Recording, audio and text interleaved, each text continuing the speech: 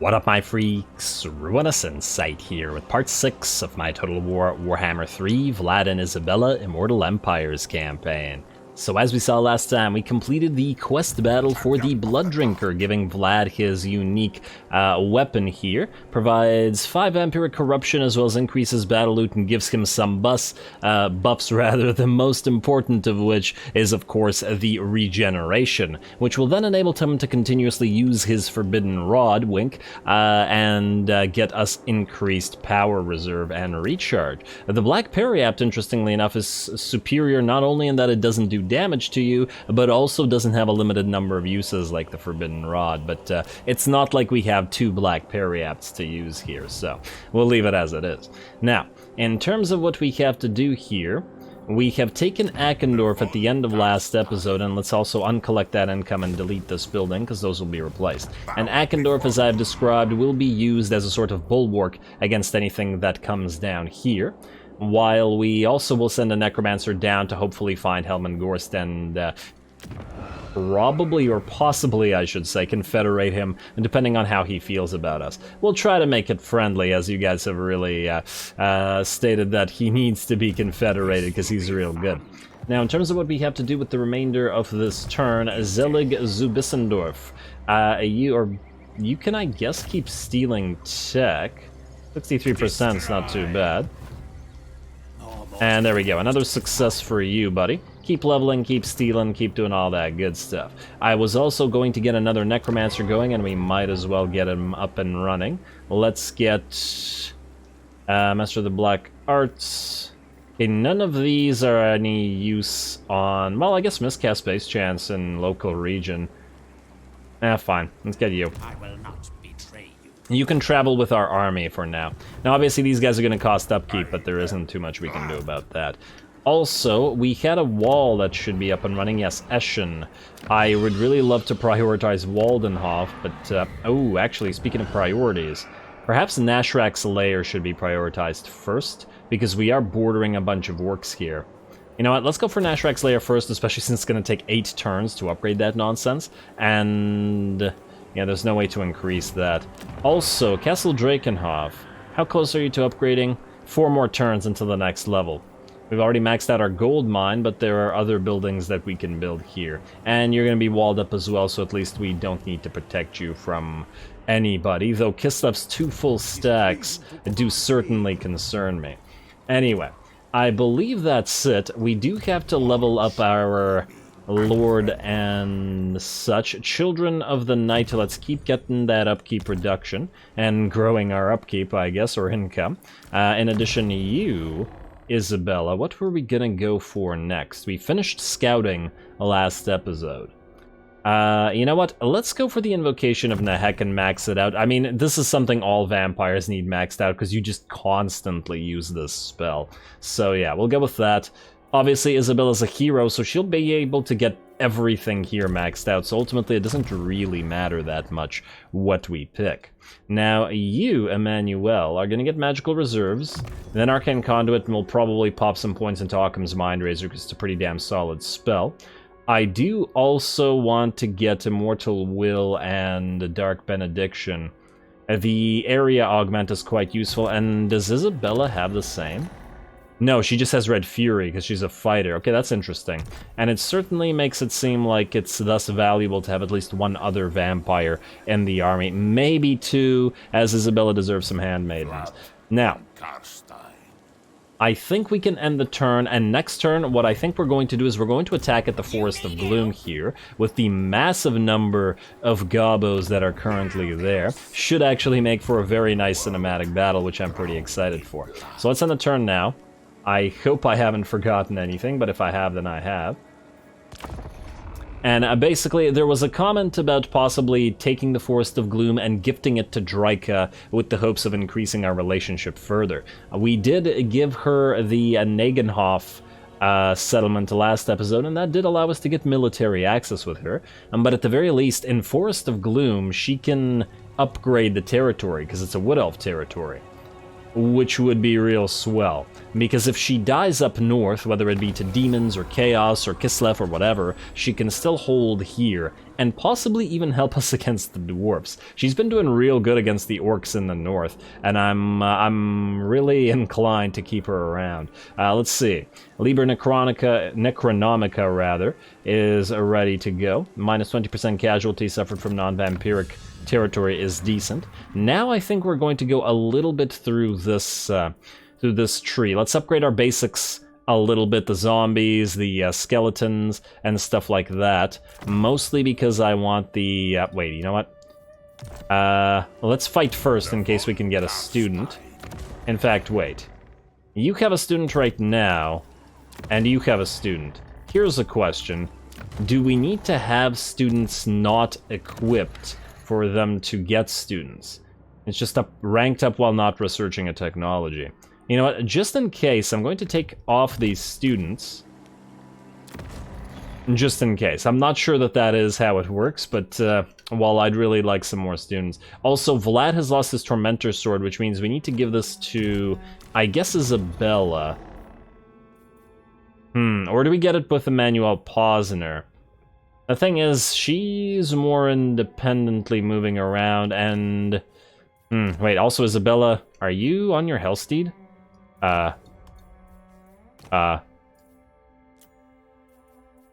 Wait a second, Isabella also doesn't have a mount? Wait. I just realized that. Isabella's not using a mount at all. Interesting. But she should be able to. I wonder if there's a way to somehow edit it so that she actually gets the mount she's supposed to be using. Or maybe it's just keeping her mountless now so that she, like Vlad, doesn't have one. But it's clearly supposed to be here. Very odd. Very odd indeed. Regardless, let's give you the Tormentor Sword for now, and then we'll see about what we do with Emmanuel here. Give you the Sword of Strife instead. And you also have no other items, well, other than the Black Periapt, but there's no armor or anything like that we can make use of right now, so we'll keep that as it is. Now, Vlad and co. We are going to fight here. And first, Malsar von Waldenhof, you are going to... The assault unit, can we kill any heroes? No, but we can try to steal tech.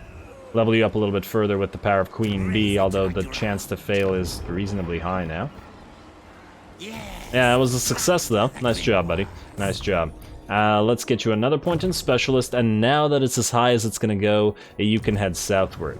In addition to all that, we probably want to upgrade something in Waldenhof, but it's the growth that we need more than anything else, so I guess it's another Charnel Pit here.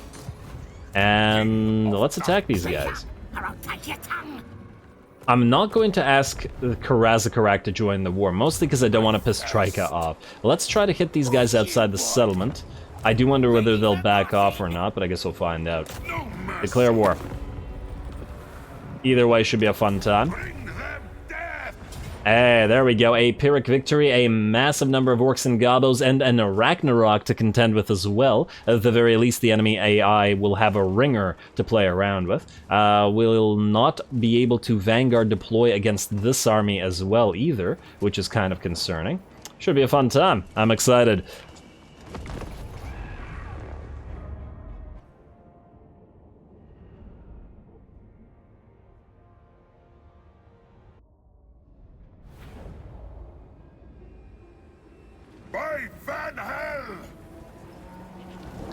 By Van Hell, the Creeping Death is an appropriately named faction because death is clearly upon them. That is a lot of goblins that they've got, not just here but in all the reinforcing armies as well. It does make me wonder whether this particular army is coded to build more goblins than orcs, because they do have some orcs, so clearly they have the capability of doing so. Kind of interesting. Anyway, we are Vanguard deployed against this first little tiny goblin force, and they are getting absolutely overrun. Too bad we don't have more zombies. I would have loved to see like a massive battle with just piles of zombies versus piles of goblins. Generally speaking, the goblins are not any kind of threat, but of course I do find these battles to be really fun when you're facing off against just hordes of similar types of enemies. Now, let's see what we got going on here. We got 5 minutes, or 50 seconds rather, 5 minutes, that would be bad, until the enemy arrives, and including the Arachnarok spider and the trolls, which are obviously going to be the biggest threat on the field. We are also going to try to catch and kill every single thing here so that we don't have to refight the battle after the enemy gets off the field. Now, we're also going to move Emmanuel into the enemy army that's coming in here. She is able to reposition very fast with her Hellsteed, and thus allow us to cast stuff right into the middle of this horde. I mean, look at that giant blob of enemies. Here comes the Penumbral Pendulum, and spoiler alert, it's not going to be the first Penumbral Pendulum. And swing. Let's watch this one slow motion. There we go. And one more time. Oh, they actually will run almost past this, but it still does manage to hit them. And they go flying. Well done. Let's see how much damage that did after it left that bloody spot in their battle lines. Let's see, 1, 2, 3, 4... 5 units damaged, closer to about half or 60% HP. Not horrible. Not horrible for a non-overcast version of that. Alrighty, and then we shall try again. The AI is, of course, being kind of dumb in moving in the way that it's moving, with all of these slower units kind of blobbed up together, so that will allow us to continue taking advantage of it. Also, they are sending all of their spiders forward, while we are getting our battle lines back up and running, with the wolves and the bats taking care of the runners still. We're going to send in our black coach to essentially countercharge the enemy spiders. Looks like it managed to get a few of them killed already. And Emmanuel's going back in, getting ready with another cast at the same time. Here comes another Penumbral Pendulum. There we go, right through their battle line again, and I think that one was overcast, and it looks like it did pretty okay damage as well, though still not as much as I'd like. Will be nice when we have Isabella's ability to get the Wind of Death up and running. So here we have the enemy spider hatchling surrounding the black coach, and they're actually taking quite a lot of damage to it, kind of surprisingly, as it's not the type of unit you would expect the black coach to be able to fight. Still kind of a cool shot for it, though. And obviously the Black Knights are countercharging the enemy Spider Riders as well, and the Dire Pack is working on the same sort of thing. Now, finally, as the enemy continues approaching nearly to our army, we're gonna cast a Pit of Shades right in their way. This, I think, is a huge gaffe by the AI to move right into this thing, and you gotta love this spell. There we go. Their army may be moving, so it's not ideal, but it's kind of directly in the middle of their blob, and because of the way that the units seem to get in each other's way a lot more in the third game, it's going to be very difficult for them to move around this thing. There we go, look at that. That is one bloody vortex, and the damage is pretty bad. Oh, just one bloody spot left, and their army is very much crippled after that. Their losses are nearly half their army already, and they haven't really reached our battle lines with their main host, just their Spider Riders and their quick units. Their Arachnarok is also here, and we are sending Emmanuel to back up the Blood Knights, as well as Vlad and Isabella, who are going to continuously apply the Master of Beguilement on it so that its melee attack is basically non-existent, though it does seem to have managed to kill a few units. Otherwise, over on the side, our Dire Pack is once again going after the enemy spiders, and it's a pretty good matchup for it. Dire Pack being an anti-large unit, of course, and the Spider Riders being a very fragile type of cavalry unit. There we go. Especially with the dire pack buffed up as it is by Isabella. Ah, and is the map getting darker as we get more powerful? That would actually be a pretty neat effect. As the battle starts going in the way of the vampires more, if it would slowly turn to night. There's definitely been a lot of discussion in the comments in the previous couple of episodes about how to implement vampiric corruption and stuff, and I do personally think that vampires should have the ability to apply darkness to the map or to the battle as well. Maybe as they fight or maybe immediately. I remember from the Nagash books and several of the vampire books, the vampires would, and Nagash, who is not a vampire, would all purposely use darkness for their undead to advance under so that they would fight under it. Anyway, how's that Ragnarok at about half HP? The enemy is in pretty bad shape in the center, but we're gonna get another Pit of Shades for them. Emmanuel is really living up to the name of Vampiric Handmaiden here, who's been allowed to travel with both Vlad and Isabella, because, man, she's doing a lot of work today.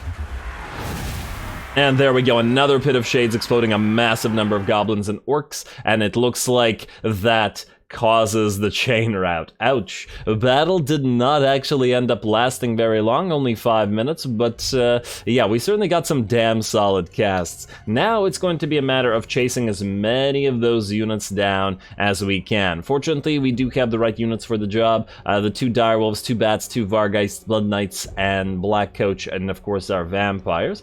All will be able to kill a few units, I would think. We're also trying to chase the Ragnarok with Emmanuel, and I repeatedly used Melkoth's Mystifying Miasma on it to try to slow it down so that the Dire Pack and maybe the Blood Knights can rip it apart, but damn, this thing is just so damn tanky, it's really hard to bring down like this. And the Dire Pack, it seems that it moves fast enough at 43 speed, even with Melkoth's Mystifying Miasma, that the Dire Pack has trouble getting around it. Plus its mass, I suppose, so it does look like that thing will escape. Fortunately, most of the rest of their army will not. The goblins do certainly move fairly fast at 36, above the standard speed of most infantry, but it's not fast enough to escape our quicker units. Also, the bats aren't very good at chasing units, even though they are very good at tying up units, so it does make me think about perhaps getting a few more dire wolves in this army to be able to chase off routers. Anyway, there we go, a decisive victory and a massive number of gobos got pitted. I'm very curious to see how much damage Emmanuel managed to deal by the end of this battle. Let's find out.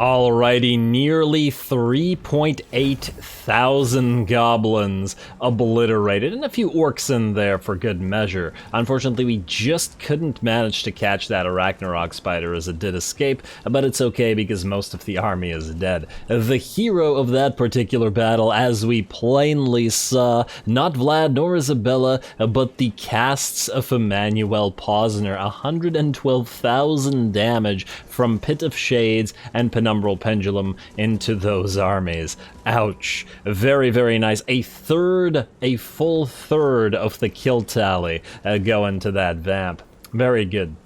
Now, in terms of what we do here, we have barely any money for this, so we're going to heal up to full, and hopefully we can just auto-resolve the settlement for good afterwards. We'll find out in a second. Leadership, You know what?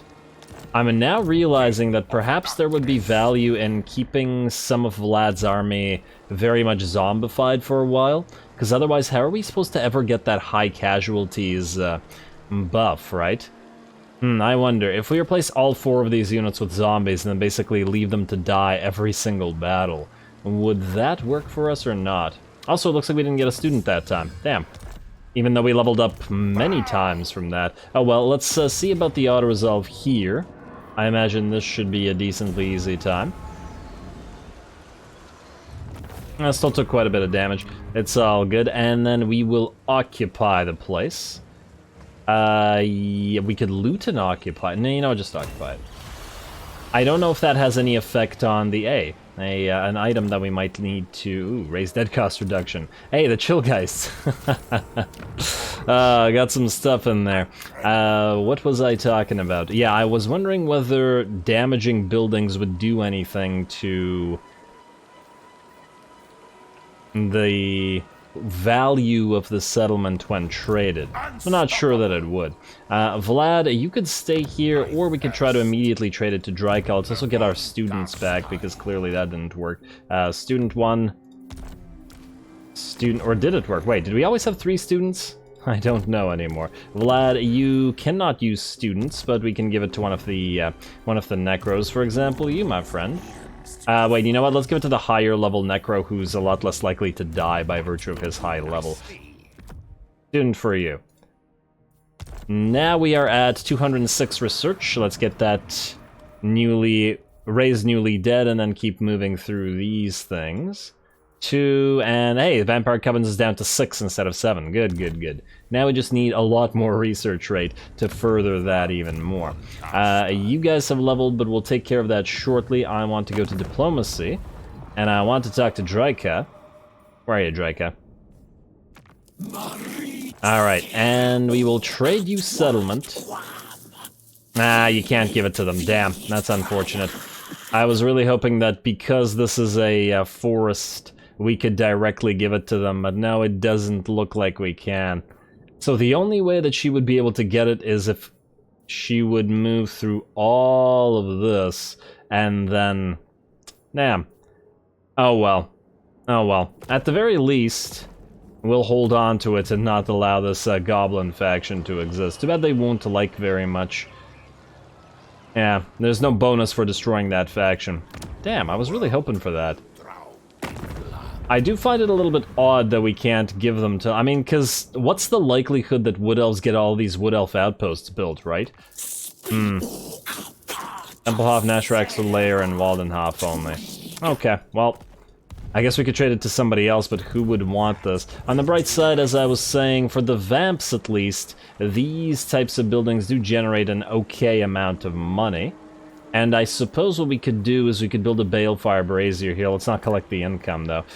Build a Balefire Brazier. We can also increase the growth, though I imagine that the public order here will be needing some help as well. We're not going to spend any money on this because I don't really care whether we hold on to it. And Karazakarak is actually under siege by this little Gobbo tribe here. Damn. These guys are doing way better than I thought they would. Have they nearly killed Karazakarak for good? They still have 4 settlements. I'm kind of shocked. Honestly, if these guys take Karazakarak, I'd be very tempted to immediately attack them. The garrison should be able to hold against this, but if there's another full stack here, maybe not. Also, was there a battle site created here? No, surprisingly not, despite the sheer number of Gobbos that died. Oh well. Well, let's spend some of our cash, shall we? Eschen... Let's see, Waldenhof, you don't need your wall yet. We should probably upgrade Karak Kadrin right now. And Fallen King Mountain, yeah, if we declare war on these guys, you're gonna get attacked, that's for sure. So yeah, we'll upgrade you as well. It's all very costly, but it's necessary. And I don't like how you're hanging around here. You're probably gonna try to go back and attack Dryka, but you may go south and attack us. Are you actually allied with these guys, incidentally? No, you're just friendly. Okay. And we got 4 blood kisses to our name as well, which is nice. Zelig Zubisendorf, are you able to do anything to anybody? I'd like for you to steal tech for now. Mostly to keep you leveling up, even though this costs us money right now. Also, Dryka likes us doing this, so... Ah, it was a failure. Waste of cash, man, waste of cash. And then Rambert von Schwarzhofen, who came out of Schwarzhofen, though this is spelt completely differently than this. Where's the consistency, game? Come on now.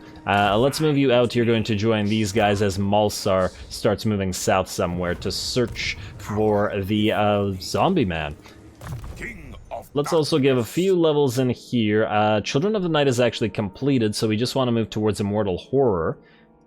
And in terms of that, if we get 1 point, we can get casualty replenishment rate, attrition reduction. This is for all attrition as well, not just the regular attrition, as in the non-vampiric attrition. You know, our casualty replenishment rate is pretty damn good regardless, as long as we're in our own territory. So I don't think Undying Horde is super necessary. Although, is this a constant casualty replenishment rate? I'm not sure. You know what, let's get Darkling Skies for now, just in case, and we are going to get Immortal Horror. I think we'll pass on the rest of these, though.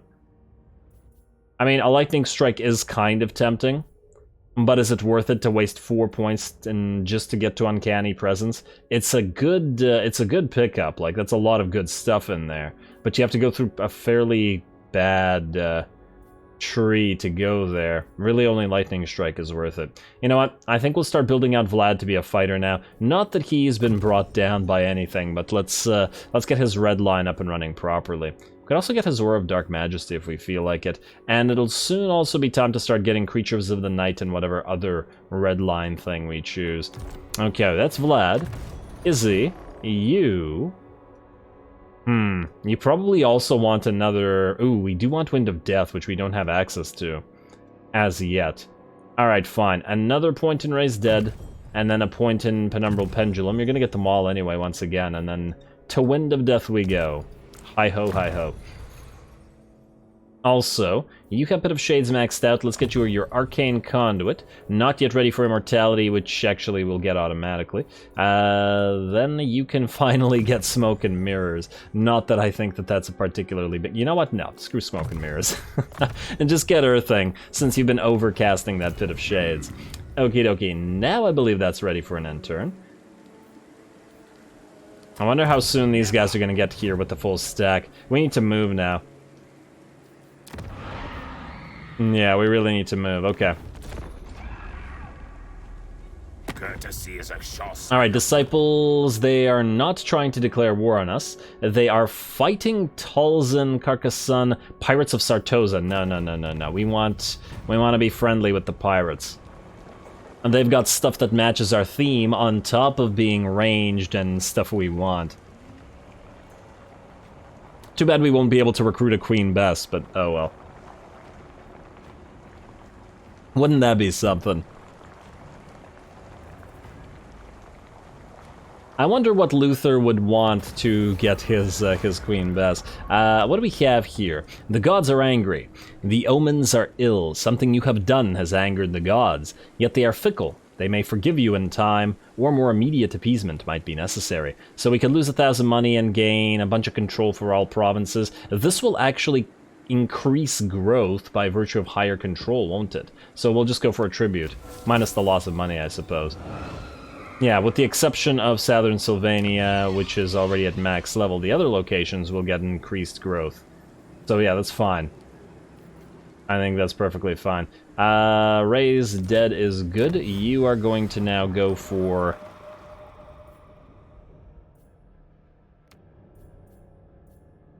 Yeah, I want Rotten Gift for the physical resistance for zombies, if nothing else, so just keep going through that. Yeah, okay. Sounds like a decent idea. How are you guys doing? Man. Do we risk Balthazar Geld coming in and attacking us at one of these locations? Actually, speaking of, let's upgrade Fort Oberstyre immediately. It's not... Okay, well... No. Not Eschen. Fort Oberstyre. There we go. And you have a Gibbet that needs an upgrade to a Gallows. There we go. Also, we really need to get those Balefire Braziers up and running. Let's get that other Gallows for more cash flow, and that's about it. Fort Oberstyre, you were going to be our military production territory, weren't you? Also, can we get another Necromancer yet? No, we're still at 3 out of 3. Okay. Speaking of Necromancers... Oh, no, where the heck did Kislev go? Where's your army, Kislev? Let's move down here. I'm a little bit concerned. Yeah, no, I don't see them. Also, Draca. How's that defensive alliance looking? Still not great. If the orcs manage to take back some of these territories, maybe we can trade them back to Draca. Oh, man. We'll also probably join war here at some point, though I'm not entirely sure when. Let's just quick deal for a second. See if anything's useful here. Oh, Musion's ready to go for a trade agreement. The various Bretonnians are not going to like that, but who cares what they think. Let us balance the offer. That gives us nothing, basically. Just balance the offer. Some money's better than no money. Alrighty, and I believe that's it for what we can do, yes?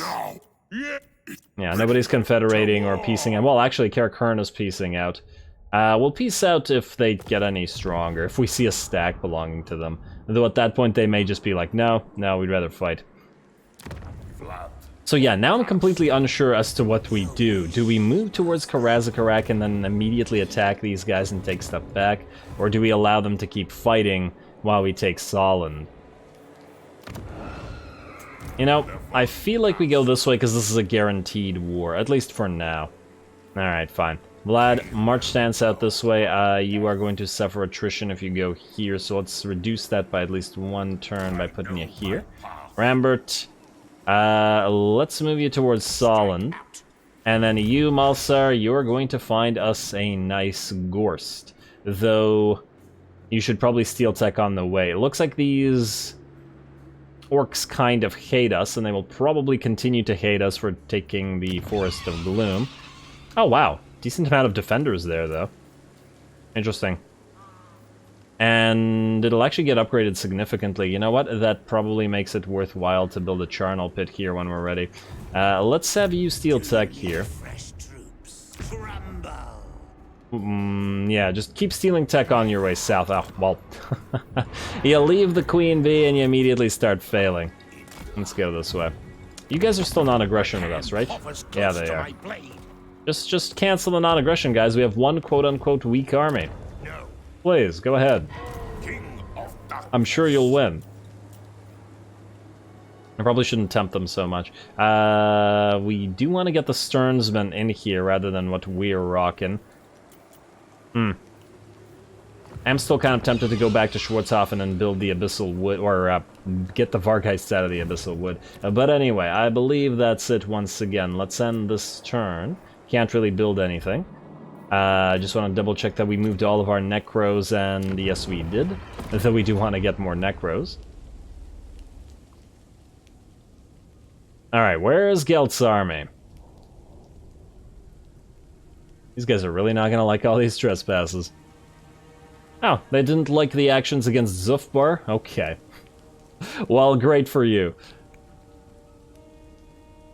Also, are we able to build the special building at the Moot? Well, we will find out when we eventually declare war on Stirland. Alright, ready for duty, the guy that got us some relationship with Draika, so I love you.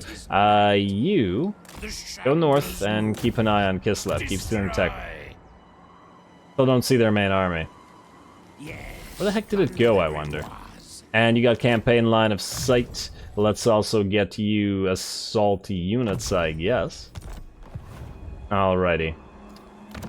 I hope they're not, like, moving around, but secretly. Wherein we get attacked. Fort Oberstar, you're upgrading your wall, and you are good for now. Castle Tempelhof, a full stack would be needed to threaten that, so I think we're okay. Eckendorf, you get an upgrade immediately.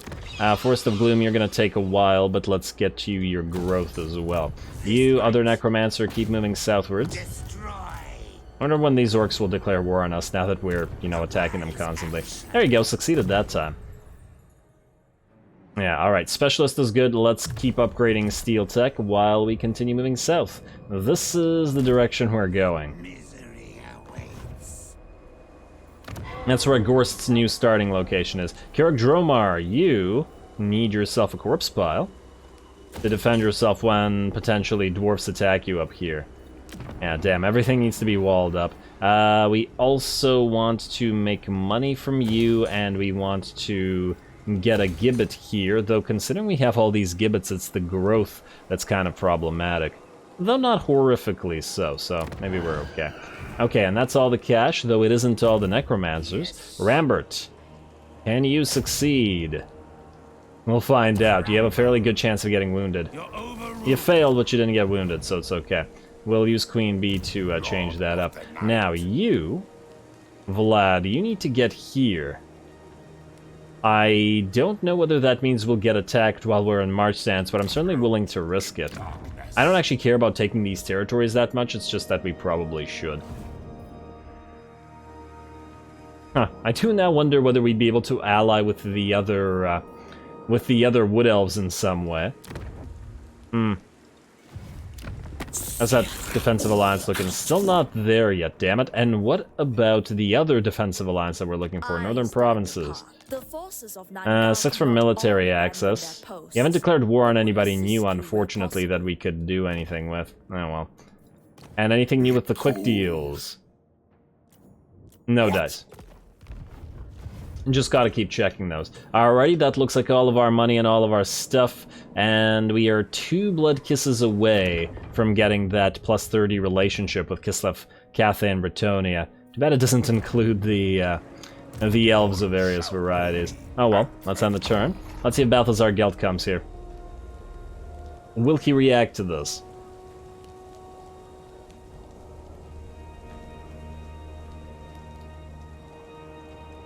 No, he's going to run, which means his main stack is not nearby enough. I kind of... Oh! Wait, did he just get killed by Durthu? Oh, Durthu. Please tell me you're fighting Gelt.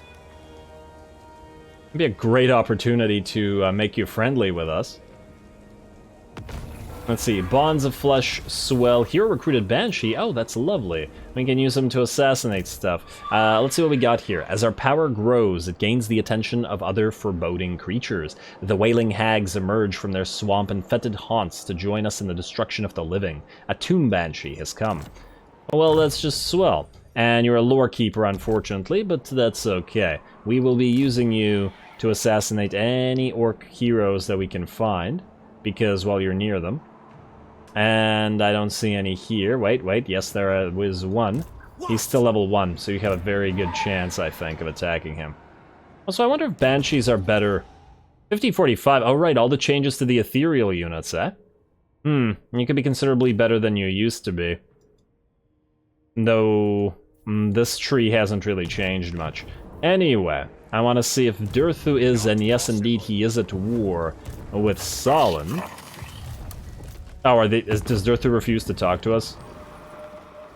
I can't even see him here, but we can see him on the map. That's odd. Man, I guess we haven't discovered the faction. Hello, Jade Custodians. Would you be able to go for non-aggression now? No. I probably should just continue using Quick Deal instead of bothering with that manually. Yeah, alright. Alrighty, well then, I guess we're just about out of time here. Let's just quickly use Vlad to do one thing, and... the heck are you doing? What do you want? Go defend Karazakarak. Is he planning to attack us? Maybe. I don't really care about the Forest of Gloom so much, but still, kind of annoying. You just briefly attack Steingart, after you steal tech. Wow, this is with Queen Bee up and running? Damn. And it's another failure. Oh, come on, man. Come on. Vlad von Carstein. And, oh, we're actually going to have to fight this manually. Alright, we'll begin by doing that at the start of next episode. This is gonna actually take some time, so we will do that then. Further next episode, we will proceed throughout Solon and hopefully find Gelt, but otherwise take the rest of his stuff. Fyldorf doesn't seem to have been taken by Durthu, so this should be ours. And I do wonder if the fort that is located here, Fort Sol of Solent, does belong to Solent or not. We can't quite see it, but we'll have to find out. Carrick Hearn is still alive here, so we could potentially attack it and sack it and whatnot for the XP, though it might also be beneficial to just peace out with them and let them fight it out with these orcs, rather than making the orcs' job easier. Anyway, as I said, we're calling it. Next time we will deal with that and hopefully continue our alliance with Draika, who seems to be moving into the Empire even more. Interesting. Should be some interesting time. Stay tuned for more Vlad. Don't forget to leave a like and comment. All glory to the algorithm. And thanks for watching.